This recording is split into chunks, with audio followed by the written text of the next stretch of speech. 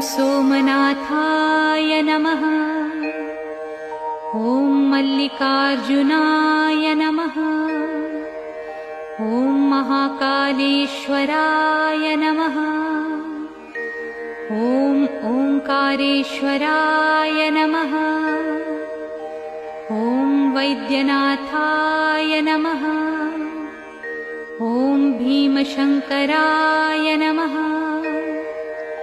ॐ रामेश्वराय नमः। ॐ नागेश्वराय नमः। ॐ विश्वेश्वराय नमः। ॐ त्र्यंबकेश्वराय नमः। ॐ केदारेश्वराय नमः।